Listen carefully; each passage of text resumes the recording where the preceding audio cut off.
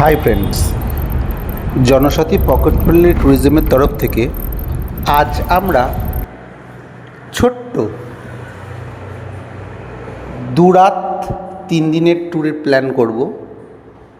Pocket friendly tourism, তাই খুব সস্তাতেই হবে। বালাসোর ভ্রমণ। বালাসোর মানেই চাঁদিপুরের হিডেন বিচ আছে, কিন্তু চাঁদিপুরের হিডেন বিচ এড়িয়ে আমরা বালাসোর ট্যুর করলে অনেক কম সময়ে অনেক কটা স্পট দেখতে পাই। সেই হিসেবে বালাসোর স্টেশন থেকে 10 কিলোমিটারের মধ্যে ইমামি জগন্নাথ টেম্পল। কেন ইমামি জগন্নাথ টেম্পল বলছি? বালাসোর ট্যুরিজমের মেন অ্যাট্রাকশান ইমামি জগন্নাথ টেম্পলকে সেন্টার করে যদি ঘোরা হয়, তাহলে 2 দিনে অনেক কিছু ঘোরা যাবে। তাহলে আমরা ভোর রাতে বা সন্ধেবেলায় বেরিয়ে বালাসোর চলে এলাম সকাল সকাল।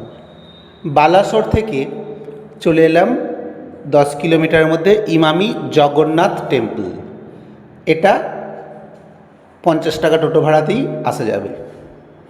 ইমামি জগন্নাথ টেম্পল থেকে সারাদিন জগন্নাথ মন্দির দেখলাম, বিশাল জগন্নাথ মন্দির। তার চারপাশে আরও 6টা মন্দির আছে। সমস্ত নিত্যকর্ম অনুষ্ঠান দেখতে পারবেন। ভোগের সুন্দর সিস্টেম। 80 টাকার এক থালি ভোগ নিলে একজন খেয়ে উঠতে পারবে না। আমরা 4 জনে 3 থালা ভোগ নিয়ে আমরা একদিনের লাঞ্চ করেছিলাম। আর ইমামি জগন্নাথ মন্দিরের সেরা আকর্ষণ ডেসক্রিপশানে দিয়ে দেবো। সেরা আকর্ষণ জগন্নাথ টেম্পলের নিজস্ব গেস্ট হাউস। এখানে 1,500 টাকায় 4 বেডেড এসি রুম, সঙ্গে সেপারেটেড আলাদাভাবে, মানে বেডরুমের সাথে অ্যাটাচ না, কিন্তু সিঙ্গেল হিসেবে টয়লেট। ভীষণ সুন্দর ব্যবস্থা। 4 বেডেড এসি রুম মাত্র 1,500 টাকা। লিঙ্কে ক্লিক করে বা অ্যাডভান্স বুক করা যায়। তাই মাত্র 1,500 টাকা এসি রুমে 4 জনের জন্য বুক করে ওখানে নাইট স্টে করে নিতে পারেন। পরের দিন ভোরবেলা নীলগিরি জগন্নাথ মন্দির, নীলগিরি রাজবাড়ি ঘুরে পঞ্চলিঙ্গেশ্বর চলে যাবেন।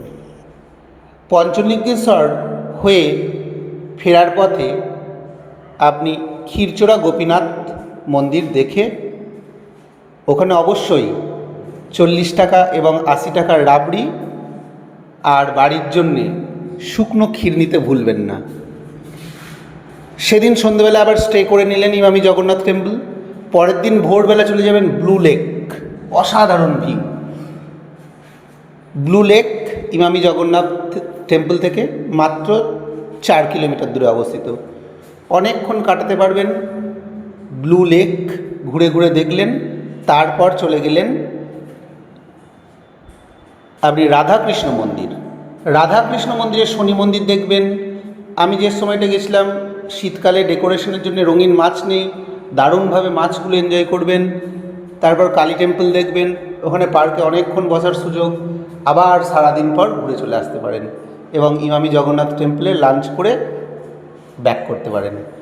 আর যদি ছোট গাড়ি নিয়ে যান, কলকাতা টু কলকাতা 700 কিলোমিটারের মধ্যে হয়ে যাবে, বা গাড়িতে গেলে 700 কিলোমিটারের মধ্যে হয়ে যাবে। সেখানে আপনি সোজা বালাসোর থেকে ইমামি জগন্নাথ টেম্পলে স্টে করে নীলগিরি পাহাড়, নীলগিরি রাজবাড়ি, নীলগিরি জগন্নাথ টেম্পল দেখে রাধাকৃষ্ণ মন্দির যাবেন।